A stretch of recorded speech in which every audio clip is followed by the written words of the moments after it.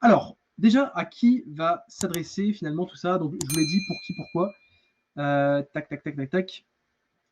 Ça s'adresse vraiment à toutes les personnes qui font soit du business, qui ont une entreprise, qui ont une entreprise de service, un artisan, un commerçant, peu importe, ça s'adresse vraiment à tout le monde, puisque finalement, ce qu'on va voir aujourd'hui, je l'ai défini ici, c'est la définition que j'ai fait un petit peu tout à l'heure sur le vif, c'est là, alors ce qu'on va voir, c'est l'art de comprendre l'autre, comprendre l'humain et de répondre à ses besoins.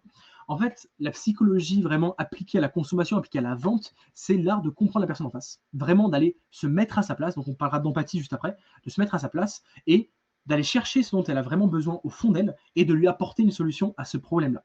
Et cette personne, en échange, va nous payer, sera prête à nous payer pour ça. Pensez à vous quand vous achetez un produit, quand vous achetez un service, vous achetez quelque chose parce que vous en avez besoin, parce que ça répond à un de vos problèmes, à un de vos besoins profonds ou moins profonds. On y reviendra juste après. Là, je vais casser un mythe dès le départ, le mythe du créer le besoin ou donner envie. En fait, ça, c'est le mythe qui est le plus courant en marketing. Quand on parle de marketing, de vente, de persuasion, on se dit, ouais, en fait, c'est du vent. Le marketing, c'est le fait de créer le besoin chez quelqu'un alors qu'il n'a pas besoin de ça du tout. Non. Ça, c'est une grosse erreur. Penser ça, c'est ne pas comprendre vraiment comment fonctionne le marketing et comment fonctionne la vente. On ne peut pas créer un besoin. On ne peut pas créer un besoin, on ne peut que répondre à un besoin existant. Exemple tout simple que j'ai pris tout à l'heure, si vous êtes par exemple une marque de voiture type haut de gamme, on va dire Mercedes, une Mercedes à 60 000 euros par exemple. Bon, vous allez répondre à un besoin, très bien, mais vous ne pouvez pas le créer. C'est-à-dire que par exemple, une personne qui habite en France, normalement, peut avoir besoin d'une voiture, de votre Mercedes, etc. Donc pas de souci. Par contre, une personne qui habite sur une île déserte, là où il n'y a pas de route, où il n'y a rien du tout, est-ce que vous pouvez, à votre avis, créer le besoin d'acheter votre voiture alors qu'il n'y a pas de route, alors que la personne ne pourra même pas utiliser la voiture, elle est toute seule sur son île, ça ne sert absolument à rien.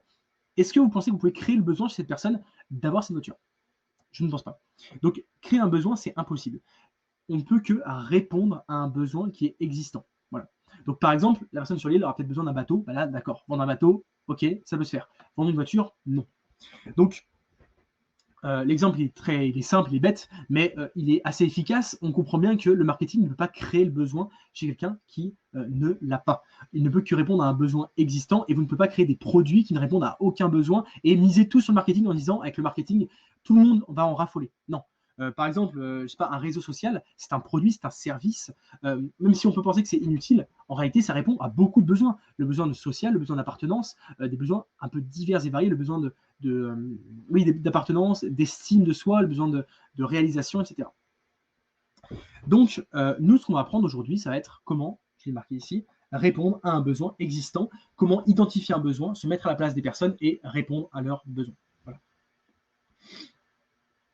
Donc voilà pour la partie sur le pour qui, le pourquoi.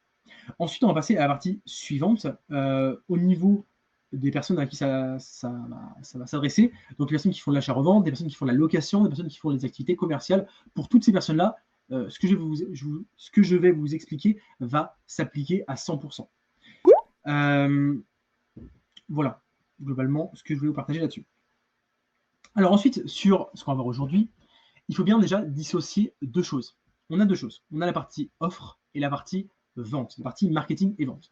Il faut bien dissocier ces deux éléments puisqu'ils n'ont rien à voir, enfin ils ont à voir entre eux, ils vont ensemble, ils vont en symbiose, mais les deux sont séparés et les deux sont distincts, il va falloir travailler sur les deux. Et en premier lieu, il va falloir travailler sur votre offre. Quelle est la différence entre votre offre et votre marketing?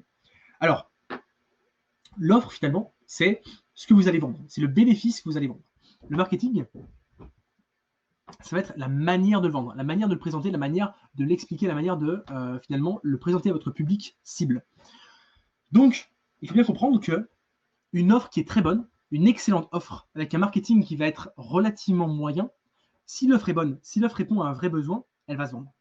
Par contre, une offre qui est très mauvaise, vraiment nulle, un produit qui est nul, une offre qui est nulle, mais un marketing qui est très bon, ça a fonctionné aussi, ça va se vendre aussi très bien. Par contre, alors, évidemment, si ça répond à un besoin, il y a toujours ce critère besoin est essentiel. Si ça répond à un besoin, mais que le produit n'est pas terrible, que l'offre n'est pas terrible non plus, mais que le marketing est excellent, ça va se vendre, mais ce ne sera pas long terme. Notre but, ça va être de prendre un marketing excellent et de prendre une offre qui est excellente. Mixer les deux et avoir des résultats exceptionnels. Voilà. Ça, c'est vraiment le but de ce programme-là. Donc, on va distinguer deux choses, l'offre et le marketing. Donc, on va d'abord, évidemment, s'intéresser à l'offre. comment on crée finalement une offre. Déjà, seconde distinction du coup à faire, la sous-distinction, ça va être entre le produit et l'offre. Quelle est la différence entre un produit et une offre? Ce n'est pas la même chose. Le produit, ça va par exemple être cette gourde. Cette gourde, c'est un produit. Donc c'est quoi? C'est un objet en métal cylindrique qui peut contenir du liquide. Ça, c'est le produit. L'offre, c'est quoi? C'est la manière dont on va la présenter, c'est le bénéfice, c'est ce que ça va apporter à la personne.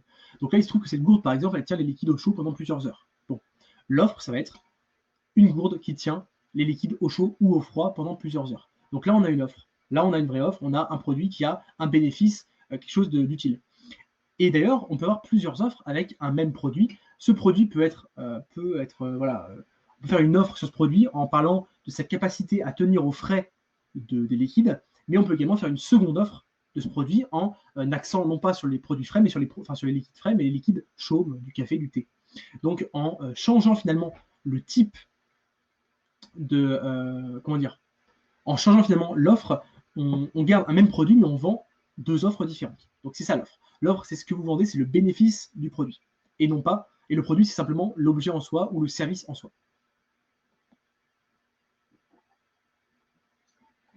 Donc la phrase que je note en dessous, elle est très importante. L'offre, elle va mettre en valeur votre produit par rapport à votre cible.